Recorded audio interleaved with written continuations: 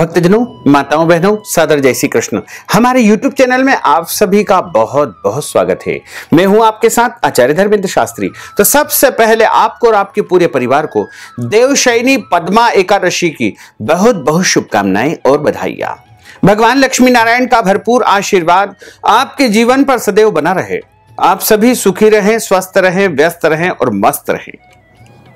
आज हम आपको बताने जा रहे हैं कि देवशयनी एकादशी के दिन आपको कुछ ऐसे कार्य नहीं करना चाहिए जिससे प्रभु को कष्ट होता हो। आषाढ़ माह के शुक्ल पक्ष की एकादशी तिथि को देवशयनी एकादशी कहा जाता है तथा इसे पद्मा एकादशी भी कहा जाता है। इस बार देवशयनी एकादशी का महापर्व 20 जुलाई 2021 मंगलवार के दिन है। एकादशी तिथि का प्रारंभ 19 जुलाई की रात 9:59 से हो जाएगा, जो कि 20 जुलाई को शाम को 7:17 तक एकादशी तिथि रहेगी। सूर्योदय व्यापिनी तथा द्वादशी युक्त जो एकादशी होगी वो 20 जुलाई 2021 मंगलवार के दिन ही रहेगी। तो जो भक्तजन, माताएं, बहनें एकादशी का व्रत करने जा रहे हैं उनको 20 जुलाई को ही एकादशी का व्रत करना चाहिए और इस व्रत का पारणा 21 जुलाई 2021 बुधवार के दिन सुबह 5:36 से लेकर के 8:21 के मध्य कर लेना चाहिए।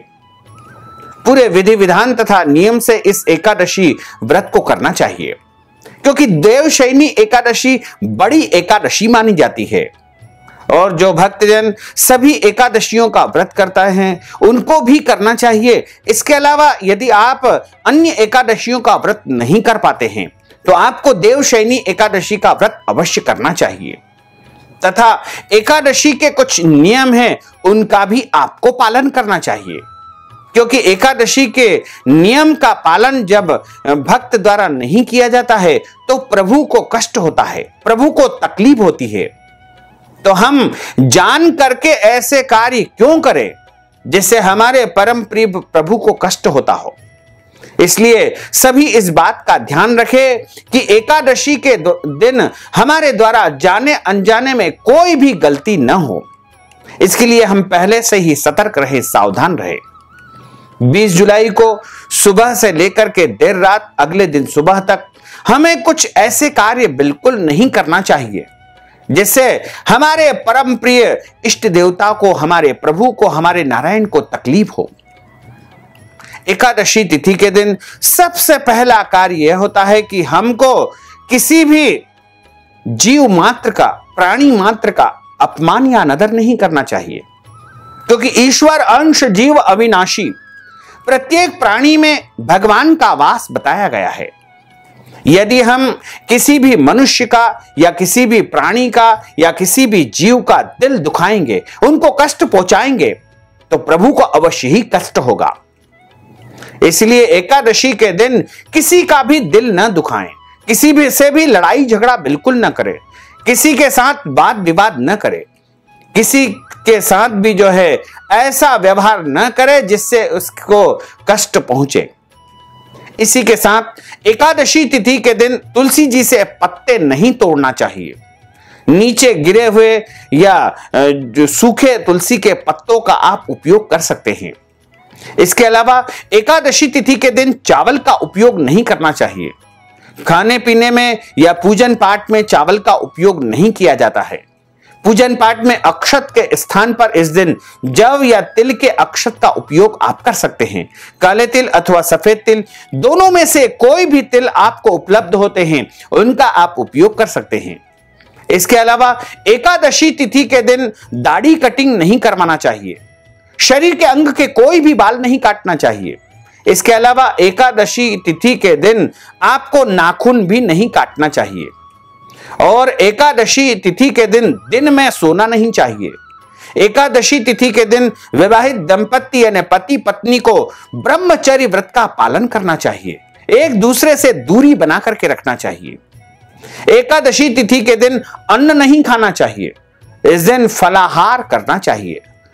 फलाहार जो होता है वह दूध से बनी वस्तुओं का या फल का ही फलाहार माना गया है।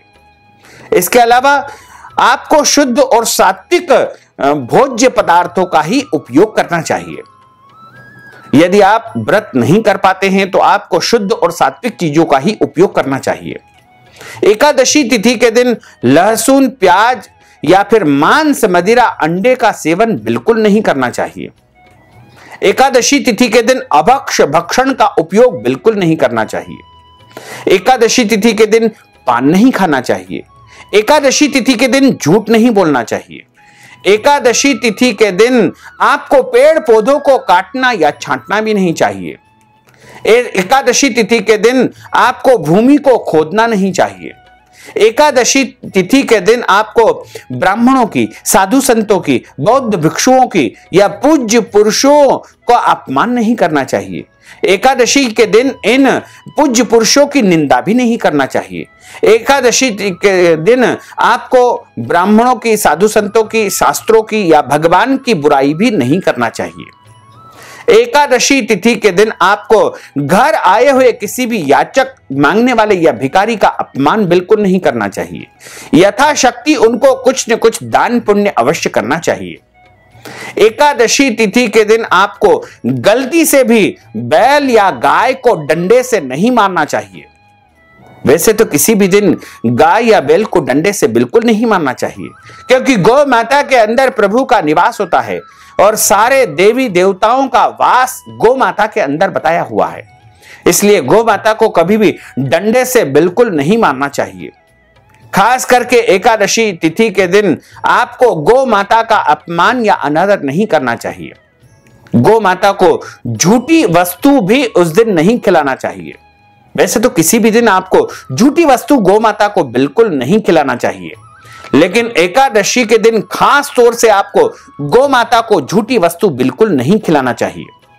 इसके अलावा एकादशी की तिथि के दिन रात्रि में जागरण करना चाहिए। यदि आप पूरी रात नहीं जाग सकते हैं तो 1 पहर, 2 पहर, 4 पहर, जितना भी आप चाहें उतना जागरण करके भगवान का भजन करें, भगवान का कीर्तन करें और भगवान के पवित्र स्तोत्रों का पठन पाठन भी आप इस दिन कर सकते हैं। एकादशी तिथि के दिन आपको किसी भी तरह से अनैतिक या गलत कर्म नहीं करना चाहिए। कोई भी पाप कर्म नहीं करना चाहिए। छोटे बच्चों को मारना या पीटना भी नहीं चाहिए तथा इस दिन घर की माताओं बहनों के साथ भी अन्याय या अत्याचार बिल्कुल नहीं करना चाहिए। उनको किसी भी प्रकार से सजा नहीं देना चाहिए, क्योंकि जिस घर में नारी का सम्मान होता हो, माता बहनों का सम्मान होता हो, उस घर में, उस परिवार में ईश्वर का वास माना गया है। इसलिए माताओं बहनों का, स्त्रियों का, बच्चियों का सम्मान अवश्य करना चाहिए, क्योंकि मातृ स्वरूपा जो स्त्री होती है वो लक्ष्मी स्वरूपा मानी गई है। और जिस घर में नारी का सम्मान होता है वहां पर सारे देवी देवताओं का आगमन होता है और उस घर में सुख शांति समृद्धि का वातावरण बना रहता है। इसी के साथ जो एकादशी का व्रत करता है उसको अगले दिन यानी द्वादशी के दिन ब्राह्मण को भोजन करवा करके या भोजन के निमित्त दान दे करके या कोई भी दान पुण्य करके ही व्रत का पारणा करना चाहिए। तो भक्तजनों, माताओं बहनों, हमने जो ज्ञानवर्धक जानकारी आपको प्रदान की है उसको आप अधिक से अधिक लोगों को शेयर करिएगा, लाइक करिएगा, कमेंट करिएगा और यदि अभी तक आपने सब्सक्राइब नहीं किया तो अभी और इसी समय सब्सक्राइब अवश्य कर लीजिए। आपको और आपके पूरे परिवार को सादर जय श्री कृष्ण, सादर धन्यवाद।